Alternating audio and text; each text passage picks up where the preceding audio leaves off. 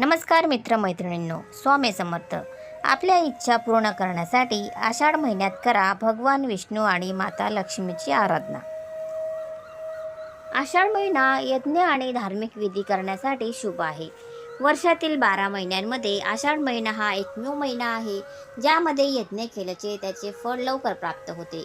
एवढेच नाही तर त्यासोबतच जीवनात सुख समृद्धीचे आगमन होते. या महिन्याला आषाढ का म्हटलं जातं? आषाढ महिन्याचा संबंध पूर्व आषाढ आणि उत्तर आषाढ नक्षत्राशी आहे. आषाढातल्या पौर्णिमेच्या दिवशी चंद्र पूर्वषाढा आणि उत्तरषाढा नक्षत्रांच्या मधात असतो. त्यामुळे या महिन्याला आषाढ म्हटलं जातं. भगवान विष्णूच्या पूजेचं महत्त्व. आषाढ महिन्यात भगवान विष्णूच्या पूजेला विशेष महत्त्व आहे. याशिवाय याच महिन्यात दान पुण्याला खास महत्त्व दिलं गेलंय. आषाढाच्या महिन्यातच गरमी आणि उष्णताही असते. त्यामुळे छत्री, पाण्यानं भरलेली घागर, खरबूज, टरबूज, मीठ आणि आवळ्याचे दान चांगलं मानलं जातं. 4 महिन्यांसाठी शुभ कार्य बंद. याच महिन्यात देवशयनी किंवा हरिशयनी एकादशी असते. याच दिवशी जगाचे पालन करते भगवान विष्णू 4 महिन्यांच्या शयनासाठी निघून जातात. त्यामुळे या काळात सर्व शुभ कार्य बंद केली जातात. 4 महिन्याच्या ह्या काळाला चातुर्मास म्हटलं जातं. चातुर्मासाची सुरुवात शुक्ल एकादशीला होऊन कार्तिक शुक्ल एकादशीला संपते. आषाढ महिन्यात काय करावे, काय करू नये? नंबर 1. आषाढात येणाऱ्या देवशयनी एकादशीनंतर शुभ कार्य करू नयेत. या दिवसापासून देव झोपी जातात असा समज आहे. नंबर 2. 2 महिन्यात शिळं अन्न खाऊ नये. तसेच जास्तीचं मसालेदार अन्नही सेवन करू नये असं सांगण्यात येतं. या महिन्यात ब्रह्मचर्याचं पालन करावं असं सांगण्यात येतं.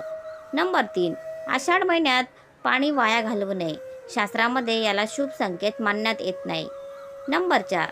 आषाढ महिन्यात विष्णूची उपासना आणि नामस्मरण करणं चांगलं मानण्यात येतं. नंबर 5. आषाढ महिन्यात सूर्यदेवाची पूजा करावी. यानं सूर्य प्रसन्न होतो. नंबर 6. आषाढ महिन्यात छत्री, पाण्यानं भरलेला माठ, टरबूज, मीठ आणि आवळ्याचे दान करणं फलदायी असल्याचं मानण्यात येतं. आषाढात लक्ष्मीनारायणाची पूजा केल्यानं पुण्यफळाची प्राप्ती होते. तसेच अपार धनलाभ होतो असंही सांगतं. आषाढ महिन्यात आगमनापूर्वी लोकांनी काही खास नियम किंवा उपायांचे पालन केले पाहिजे. नंबर 1. या महिन्यात तुम्ही लवकरात उठून ओम नमः शिवाय आणि ओम नमो भगवते वासुदेवाय नमःचा जप करू शकता. या व्यतिरिक्त तुम्ही या काळात ध्यान देखील करू शकता. या महिन्यात सूर्योदयापूर्वी उठून आंघोळ करून सूर्याला जल अर्पण करावे. नंबर 2. गरीब आणि गरजूंना पैसे आणि अन्नधान्य दान करा. तुम्ही कपडे आणि छत्र्याही दान करू शकता. नंबर 3. तीर्थयात्रेला जाणे देखील या काळात आशीर्वाद देते. आरोग्य चांगले राहते आणि मानसिक शांतीही मिळते. नंबर 4. गुरुपौर्णिमा देखील याच महिन्यात येते आणि म्हणूनच तुम्ही तुमच्या गुरु किंवा गुरूंचा आदर केला पाहिजे आणि त्यांचे आशीर्वाद घ्या. नंबर 5. आषाढ महिन्यात भगवान विष्णूच्या पूजेबरोबरच सुख आणि समाधान मिळवण्यासाठी जलदेवाची पूजा करता येते. याशिवाय भगवान सूर्य आणि भगवान मंगळाची पूजा केल्याने व्यक्तीला सकारात्मक ऊर्जा मिळते. तर मित्रांनो, तुम्हाला आजची माहिती कशी वाटली प्लीज कॉमेंटमध्ये नक्की सांगा. आणि जर व्हिडिओ आवडला असेल तर व्हिडिओला लाईक करा, शेअर करा आणि चॅनलला सबस्क्राईब करायला विसरू नका. धन्यवाद. Thanks for watching.